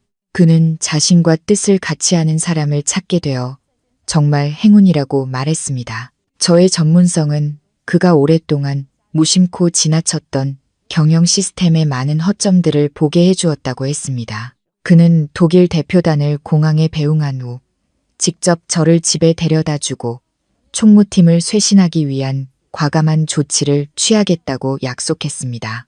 우리는 첫 햇살이 회사 마당에 내리쬐기 시작할 때 함께 연구실을 나섰습니다. 제 발걸음은 비틀거렸지만 마음은 희망으로 가득 찼습니다. 그 16시간은 단순히 육체적인 도전이 아니었습니다. 그것은 비열한 음모 앞에서 한 정직한 노동자의 능력과 직업윤리를 확고하게 증명한 시간이었습니다. 저는 앞으로도 많은 풍파가 남아있다는 것을 알았지만 적어도 선의와 전문성은 언제나 어둠을 이겨낼 힘이 있다는 것을 증명했습니다. 박 이사와의 싸움이 가장 치열해질 무렵 예상치 못한 인물이 회사 본사에 갑자기 나타났습니다. 바로 태준 씨의 전처인 윤채원이었습니다. 그녀는 성공한 여성 사업가의 풍물을 풍기며 최고급 해외 명품 브랜드 의상을 입고 사무실에 들어섰습니다. 채원 씨는 현재 싱가포르에 본사를 둔 한 해외 투자 펀드의 대표였고 그들은 벽시 프로젝트에 자금을 투자하겠다는 의사를 밝히고 있었습니다. 태준 씨는 회의실에 박 이사와 함께 앉아있는 채원 씨를 보고 그 자리에 굳어버렸습니다. 그녀의 등장은 마치 과거의 유령이 돌아와 태준 씨가 오랫동안 묻어두려 했던 마음의 상처를 다시 들추는 것 같았습니다. 채원 씨는 아무런 감정의 동요 없이 차가운 눈으로 태준 씨를 바라봤습니다. 그녀는 날카로운 목소리로 자신의 펀드가 제시하는 투자 조건에 대해 설명하기 시작했습니다. 그것은 사실상 프로젝트의 경영권을 장악하려는 계획이었습니다. 저는 보좌역 자리에서 박 이사와 채원 씨 사이의 매끄러운 호흡을 지켜봤습니다. 두 여자는 마치 사전에 손을 잡은 듯 했습니다. 박 이사는 계속해서 화려한 말로 채원 씨의 투자 펀드를 칭찬하며 태준 씨에게 빨리 예비 약정서에 서명하라고 재촉했습니다. 저는 이것이 이전의 음모들보다 훨씬 더 정교한 함정이라는 것을 깨달았습니다. 채원 씨는 단순히 돈만 가져온 것이 아니었습니다. 그녀는 태준 씨를 협상 테이블에서 무너뜨리기 위해 그의 약점에 대한 깊은 이해까지 동반하고 있었습니다. 쉬는 시간에 저는 우연히 채원 씨와 박 이사가 발코니 구석에서 속삭이는 것을 목격했습니다. 채원 씨는 자신의 아버지가 잘 아는 옛 주주들을 통해 이사회에 압력을 가할 방법을 찾겠다고 말했습니다. 박 이사는 만족스럽게 고개를 끄덕이며 태준 씨가 정신적 압박감에 무너지기만 하면 이 그룹 전체가 곧 그들의 손에 들어올 것이라고 확신했습니다. 저는 이 사람들의 잔인함에 가슴이 답답해졌습니다. 그들은 돈뿐만 아니라 한때 가장 가까웠던 사람의 인생 전체를 파괴하고 싶어 했습니다. 회의실로 돌아왔을 때 저는 채원 씨를 똑바로 쳐다보며 그녀가 제안한 자본 구조에 대한 분석을 시작했습니다. 저는 의결권에 관한 조항들이 벽시 기술의 핵심에 대한 그룹의 자결권을 박탈할 것이라고 지적했습니다. 채원 씨는 눈썹을 치켜뜨며 저를 보았고 그녀의 입가에는 노골적인 경멸이 서려 있었습니다. 그녀는 제가 무슨 자격으로 이런 고위급 재무 문제에 간섭하냐고 물었습니다. 태준 씨는 그때 이미 평정을 되찾은 상태였습니다. 그는 일어서서 제 어깨에 손을 얹고 제가 그의 특별 고문이며 제 말이 곧 대표이사의 의견이라고 또렷하게 선언했습니다. 그는 채원 씨를 똑바로 쳐다보며 협력은 환영하지만 아버지의 평생 수건을 탐욕스러운 자본과 맞바꾸지는 않을 것이라고 말했습니다. 채원 씨의 등장은 태준 씨 부자를 둘러싼 음모의 거미줄이 얼마나 촘촘한지를 더욱 명확하게 보여주었습니다. 그리고 이 싸움은 이제 가장 위험한 악역들이 모두 모습을 드러낸 셈이었습니다. 태준 씨 아버지의 건강이 갈수록 악화되는 것에 대한 의심이 가시지 않자 저와 태준 씨는 위험한 계획을 실행하기로 했습니다. 주말 밤 최 간병인이 휴가를 내고 집에 간 틈을 타 우리는 강 회장님을 가명으로 중앙종합병원에 몰래 모시고 가 독성 물질과 신경에 대한 정밀 검사를 받게 했습니다. 병원에서 혈액 검사와 뇌 MRI 촬영 등 일련의 검사를 마친 후 경험 많은 신경과 과장님은 매우 심각한 표정으로 우리를 바라봤습니다. 그는 강 회장님의 혈액에서 고농도의 강력한 신경 안정제가 검출되었다고 말했습니다. 그 약은 보통 조현병 환자의 격렬한 발작을 억제하는 데 사용되는 약물이었습니다. 이 약을 통제 없이 장기간 복용하게 되면 정신이 흐려지고 기억력이 심각하게 감퇴하며 행동 통제 능력을 상실하게 된다고 했습니다. 의사는 이것이 단순한 의료 과실이 아니라 의도적인 정신적 독살 행위라고 단언했습니다. 이 약을 계속 복용하면 환자는 약물에 의존하게 되고 조종당하기 쉬워지며 결국에는 완전한 치매 상태에 이르게 된다는 것이었습니다. 태준 씨는 그 말을 듣고 다리에 힘이 풀렸습니다. 그는 박 이사와 그 일당이 상속권을 탈취하기 위한 발판으로 아버지의 건강을 이용할 만큼 잔인할 줄은 상상도 못했습니다. 비통한 심정으로 저택에 돌아온 우리는 최간병인이 매일 강 회장님께 드리던 모든 약과 음식을 조용히 다시 확인했습니다. 저는 박 이사가 회장님께 선물로 가져온 고급 인삼청 병안에서 미세하게 갈아 정교하게 섞어 넣은 약물 결정체를 발견했습니다. 그것이 바로 매일같이 강 회장님의 총명함을 갉아먹고 그를 불법적인 지분 양도 서류에 서명하게 만들 꼭두각시로 만들어 온 영혼의 독약의 근원이었던 것입니다. 이 고통스러운 진실 앞에서 태준 씨는 분노와 슬픔으로 두 눈이 붉게 충혈된 채 주먹을 꽉 쥐었습니다. 그는 그들이 더 이상 단 1분도 활개치고 다니도록 내버려 두지 않겠다고 맹세했습니다. 우리는 이 사실을 계속 비밀로 하는 한편 중앙병원 의사의 지도 아래 모든 독극물을 해독 효과가 있는 보약과 한약재로 몰래 교체하기로 했습니다. 강 회장님을 지키는 싸움이 최우선 과제가 되었습니다. 강 회장님께서 정신을 되찾으셔야만 그룹 내부에 숨어있는 어두운 그림자들을 쓸어낼 법적 자격과 명분을 얻을 수 있었기 때문입니다. 저의 전문성과 예리함은 태준 씨가 박 이사와 채원 씨의 악마 같은 연합에 맞서 전면적인 반격을 시작할 가장 중요한 증거를 찾는데 결정적인 역할을 했습니다. 12월 서울에는 강추위가 몰아쳤습니다. 우리 회사는 대형 컨벤션 센터에서 열리는 지속 가능한 농업 정상회의에 참가했습니다.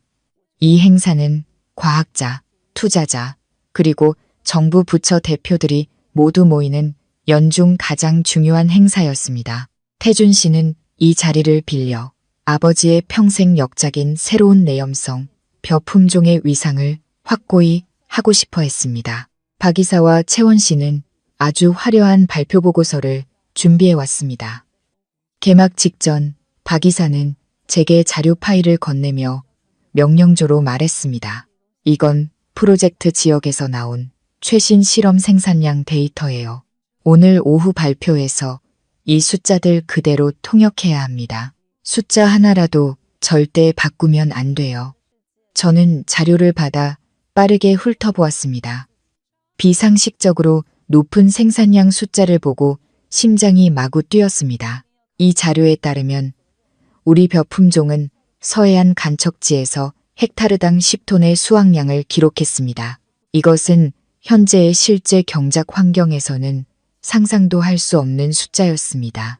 저는 박 이사의 음모를 즉시 알아차렸습니다. 그녀는 허위 데이터를 퍼뜨려 해외 대기업들의 투자를 유치한 뒤 벼 생산량의 진실이 밝혀지기 전에 그 돈을 해외로 빼돌릴 셈이었습니다. 저는 그녀와 논쟁하는 대신 서해안 현장에 나가 있는 농업 기술자들에게 조용히 연락했습니다. 몇 번의 비밀 통화를 통해 저는 실제 데이터를 수집했습니다. 생산량은 헥타르당 6, 7톤에 불과했습니다. 비록 박 이사의 허위 수치보다는 낮았지만 매우 안정적이고 실질적인 가치가 높은 결과였습니다. 저는 점심시간 내내 제가 직접 확인한 실제 데이터를 기반으로 한 또 다른 발표 자료를 준비했습니다. 오후 수백 명의 국내외 귀빈들 앞에서 채원 씨가 거만한 자신감을 뽐내며 무대에 올랐습니다. 그녀는 영어로 발표를 시작했고 제게 대형 스크린에 동시 통역을 띄워달라고 요구했습니다. 채원 씨가 허위 수치를 발표하기 시작했을 때 저는 과감한 결정을 내렸습니다. 저는 박 이사의 자료를 따르지 않고 제가 직접 취합한 실제 데이터 표와 함께 서해안에서 익어가고 있는 벼들의 실제 사진을 스크린에 띄웠습니다. 청중석이 술렁였습니다. 채원 씨는 스크린을 보고 얼어붙었고 그녀의 얼굴은 완전히 잿빛으로 변했습니다. 귀빈석에 앉아있던 박 이사의 얼굴도 분노로 굳어졌습니다. 저는 힘있고 맑은 목소리로 한국어와 영어, 양쪽 언어로 농업 연구에서 정직함의 가치에 대해 설명했습니다. 저는 염해지에서 6톤의 쌀을 수확한 것은 종이 위에 그려진 어떤 허황된 숫자보다 더 위대하고 지속 가능한 실제적인 기적이라고 강조했습니다. 해외 전문가들은 보고서의 투명성과 진실성에 감탄하며 일제히 일어나 박수를 보냈습니다. 태준 씨는 무대 구석에 서 있었습니다. 그의 눈은 자부심으로 빛나고 있었습니다. 그는 제가 방금 회사를 국제적인 사기 스캔들에서 구해냈다는 것을 알았습니다. 회의가 끝나자 독일과 일본의 주요 투자자들이 먼저 태준 씨에게 다가와 더 깊은 협력을 제안했습니다. 박 이사와 채원 씨는 굴욕감 속에서 조용히 자리를 떴지만 저는 이 실패가 그들을 막다른 길로 몰아넣어 더욱 무모하고 위험하게 만들 것이라는 것을 알았습니다. 정상회의에서의 승리 이후 저는 해외 파트너들과의 협력 양해각서를 마무리하기 위해 자주 늦게까지 일해야 했습니다. 어느 금요일 밤 도시가 잠들고 오래된 골목길이 고요해졌을 무렵 저는 버스 정류장에서 내려 제 오피스텔로 걸어가고 있었습니다. 집으로 이어지는 좁은 골목으로 들어서는 순간 누군가 저를 따라오는 발소리를 느꼈습니다. 시멘트 바닥을 구둣발로 내딛는 소리가 규칙적으로 점점 더 가까워졌습니다. 저는 걸음을 재촉했고 심장이 가슴 속에서 쿵쾅거렸습니다. 갑자기 마스크로 얼굴을 가린 건장한 남자가 어둠 속에서 튀어나와 제 길을 막았습니다. 그는 싸구려 담배 냄새를 풍기며 으르렁거렸습니다. 멈춰, 서지에 맞지. 내가 가진 건 내 것이 아니야. 골치 아픈 일 겪기 싫으면 그 USB 당장 내놔. 소리 지를 생각 마. 아무도 못 도와주니까. 저는 한 걸음 물러서며 가방끈을 꽉 쥐었습니다. 그 안에는 박 이사의 비자금 장부 증거가 담긴 USB뿐만 아니라 강 회장님의 실제 진료 기록까지 들어 있었습니다. 남자가 다가왔습니다. 옷 속에 감춘 손에서 위협적인 기운이 풍겨 나왔습니다. 저는 침착하게 대답했습니다. 무슨 말씀이신지 모르겠네요. 이 구역에는 CCTV가 있으니 그냥 가시는 게 좋을 겁니다. 일촉즉발의 순간 저는 태준 씨가 항상 가지고 다니라고 했던 호신용 스프레이가 떠올랐습니다. 저는 재빨리 몸을 피하며 남자의 주먹을 피했고 동시에 스프레이를 꺼내 그의 얼굴에 똑바로 뿌렸습니다. 남자는 고통에 찬 비명을 지르며 칼을 떨어뜨리고 얼굴을 감쌌습니다. 그가 비틀거리는 틈을 타 저는 온 힘을 다해 그의 정강이를 걷어차고 큰 길로 미친 듯이 달렸습니다. 가로등 불빛이 환한 곳으로 뛰쳐나가며 저는 큰 소리로 도움을 외쳤습니다. 다행히 근처를 순찰하던 자율방범 대원들이 소리를 듣고 달려와 주었습니다. 남자는 인기척을 느끼고는 골목 안으로 사라졌습니다. 안전한 곳에 선 저는 떨리는 손으로 태준 씨에게 전화를 걸었습니다. 불과 10분 만에 그는 극도로 걱정스러운 얼굴로 나타났습니다. 그는 제 몸에 상처가 없는지 살핀 후 차갑게 식은 제 두 손을 잡아주었습니다. 태준 씨는 저를 이런 위험에 빠뜨린 자신을 용서할 수 없다고 말했습니다. 그는 즉시 저를 철저한 보안 시스템을 갖춘 그의 가족 소유의 안전한 아파트로 데려가기로 결정했습니다. 이 직접적인 공격은 박 이사가 이제 자신의 길을 막는 자들을 처리하기 위해 조폭까지 동원하기 시작했다는 것을 증명했습니다. 저의 안전은 더 이상 예전 집에서 보장될 수 없었습니다. 저는 태준 씨의 눈에서 결단력과 보호의 의지를 보았습니다. 저는 우리가 단순히 업무상의 파트너가 아니라 선의와 정의를 지키기 위한 생사를 건 전투에서 등을 맞댄 진정한 동료가 되었다는 것을 깨달았습니다. 공격당한 지 며칠 후 저는 세라로부터 예상치 못한 전화를 받았습니다. 전화기 너머의 젊은 목소리는 더 이상 평소의 오만함이 아닌 흐느낌과 두려움으로 가득 차 있었습니다. 세라는 조용한 찻집에서 만나 사과하고 싶다고 간절히 부탁했습니다. 저는 잠시 망설였지만 이내 동의했습니다. 태준 씨가 배치한 경호원들의 비밀스러운 호의 아래 약속 장소로 향했습니다. 세라는 찻집 구석에 앉아 있었습니다. 얼굴은 창백했고 두 눈은 퉁퉁 부어 있었습니다. 제가 들어서는 것을 보고도 박 이사의 조카는 감히 고개를 들지 못하고 테이블만 내려다보고 있었습니다. 세라는 목이 메인 고백으로 이야기를 시작했습니다. 지혜 언니, 저 정말 후회해요. 제가 그저 허영심 때문에 박 이사님을 도와 잘못된 일들을 저지르다니 너무 어리석었어요. 이사님은 저에게 운영 절차상의 오류나 사무실에 공급되는 식자재의 이상한 점들을 모두 눈감아주라고 강요했어요. 지금 그들은 오늘 밤 당장 회장님께 불리한 문서에 서명하도록 강요할 마지막 계획을 준비하고 있어요. 하지만 식중독 사건과 제가 거의 살해당할 뻔한 장면을 목격한 후 세라는 자기 자신이 혐오스러워지기 시작했다고 했습니다.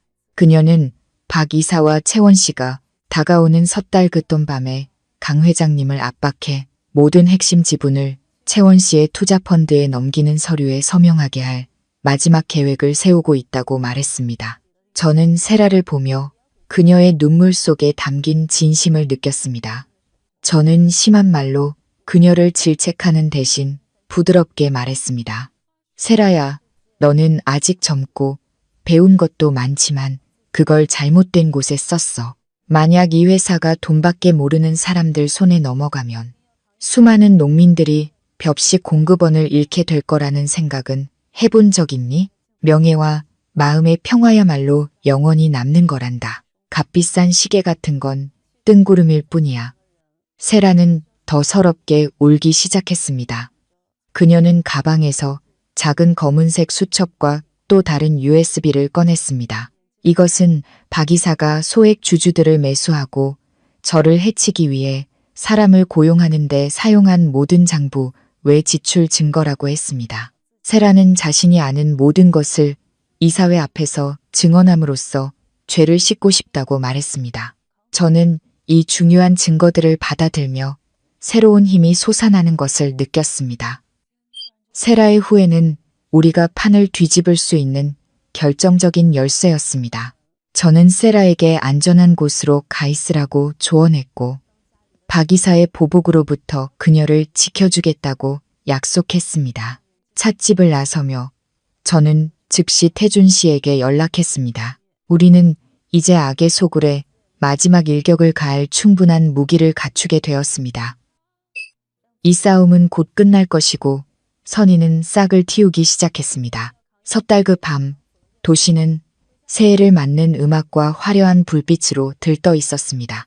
하지만 그룹 본사 최고층 회의실 안에 공기는 긴장감으로 가득했습니다. 박 이사와 채원 씨는 의기양양한 표정으로 나타났습니다.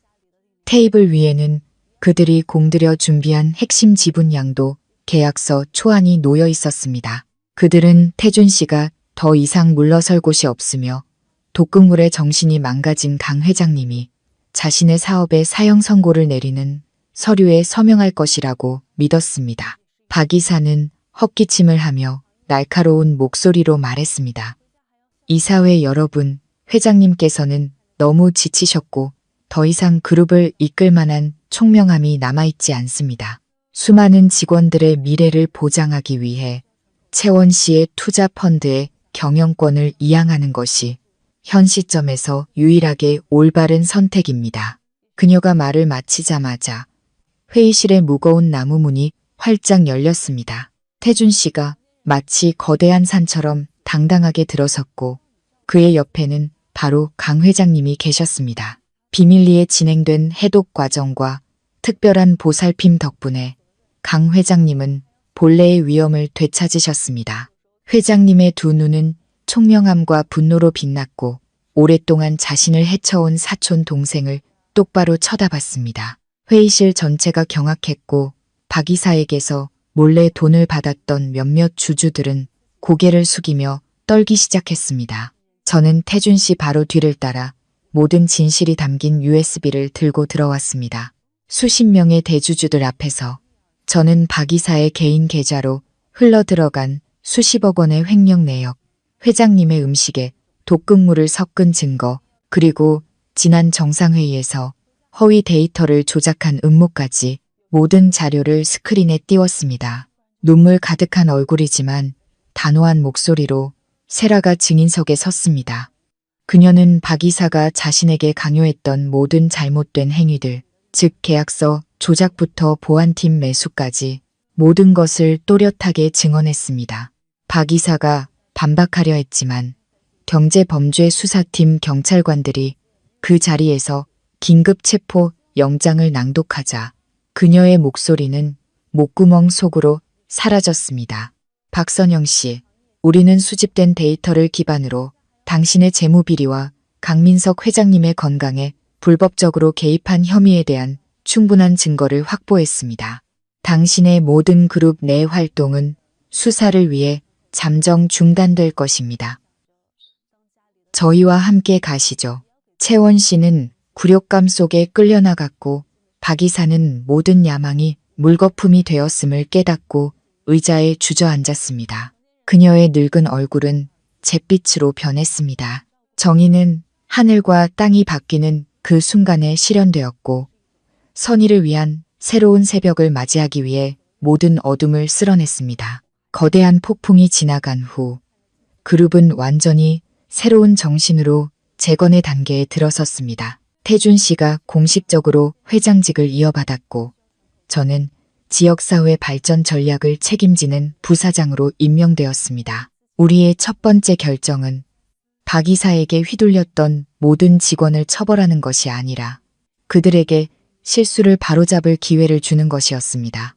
우리는 부패한 환경 속에서 많은 사람들이 생계의 무게와 권력에 대한 두려움 때문에 잘못된 길을 선택해야만 했다는 것을 이해했습니다. 이러한 관용은 그룹 전체의 충성심과 열정을 다시 불러일으켰습니다. 세라는 뉘우치는 태도와 중요한 증거를 제공한 공로를 인정받아 저의 보증으로 집행유예를 선고받았습니다. 그녀는 고향으로 돌아가 자신이 가진 농업 지식을 활용해 농민들이 새로운 형태의 벽시, 협동조합을 만드는 것을 도왔습니다. 우리도 공식적으로 선한 씨앗 기금을 설립하여 매년 수익의 일부를 떼어 가난하지만 학업에 열의가 있는 농촌 학생들에게 장학금을 지급하고 직장에서 부당한 대우를 받는 노동자들에게 법률 비용을 지원했습니다. 회사는 이제 단순히 벽시를 파는 것이 아니라 사회의 마음에 희망과 공정함의 씨앗을 심고 있었습니다. 1년 후 제 고향의 논이 추수철을 맞았을 때 우리는 잘 익은 벼의 구수한 향기 속에서 소박한 결혼식을 올렸습니다. 화려한 호텔에서의 예식 대신 저는 태준 씨의 손을 잡고 황금빛으로 물결치는 논두렁 사이를 걸었습니다. 가난하지만 순박한 농민들의 축복 속에서 우리는 결혼 축의금 전액을 산간 지역 아이들을 위한 깨끗한 초등학교와 현대적인 보건소를 짓는데 사용했습니다. 튼튼하게 수리된 초가집 아래 따뜻한 신혼 첫날 밤 태준 씨는 저를 품에 안고 제 머리에 턱을 기댄 채 속삭였습니다. 내가 배운 가장 큰 교훈은 끈기와 선의에 대한 믿음이 가진 힘이야. 저는 미소를 지었습니다. 심장이 평화롭고 행복한 박동으로 뛰는 것을 느꼈습니다. 우리는 앞으로의 인생에 여전히 많은 도전과 또 다른 싸움이 남아있다는 것을 알았습니다. 하지만 진실한 사랑과 맑은 결심으로 오늘 우리가 심은 선한 씨앗들은 분명 굳건하게 자라나 평생토록 풍요롭고 행복한 결실을 맺을 것입니다. 이 이야기는 진정한 능력과 청렴함은 결국 부패와 영고주의를 이긴다는 것을 가르쳐 줍니다. 용기와 결합된 선의는 잘못된 것을 바로잡고 더 나은 미래를 건설할 수 있음을 보여줍니다. 가장 가치 있는 자산은 돈이나 권력이 아니라 떳떳한 양심과 당신을 따르는 사람들의 신뢰입니다. 여러분은 지혜 씨처럼 부당한 상황에 맞서 자신의 신념을 지켜본 경험이 있으신가요? 여러분의 이야기를 댓글로 공유해 주세요. 오늘 이야기가 마음에 드셨다면 좋아요와 구독을 눌러주시고 마음 정거장 채널에 더 많은 감동적인 이야기를 기대해 주세요. 시청해 주셔서 감사합니다. 다음 영상에서 다시 뵙겠습니다.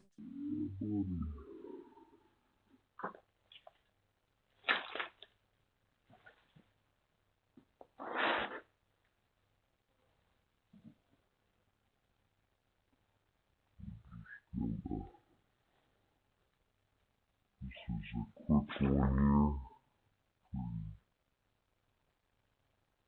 Pretty quick. We'll see. Maybe.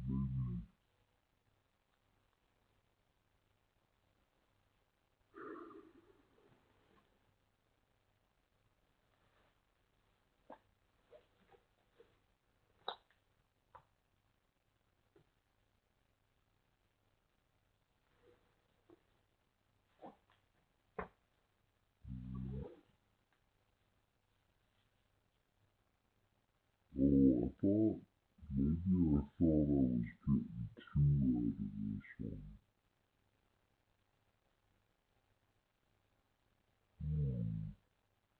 Let's see. I'm gonna clean this edge up. We'll see how it looks. It's got a couple of checks here.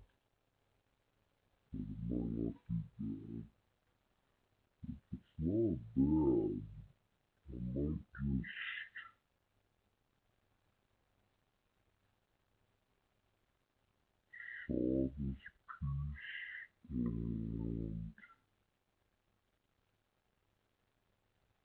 maybe get the third piece out of the fourth piece out of here instead of doing a whole nother one.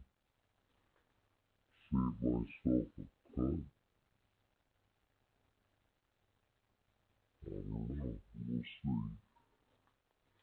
Yeah, this is Black Locust. I love it.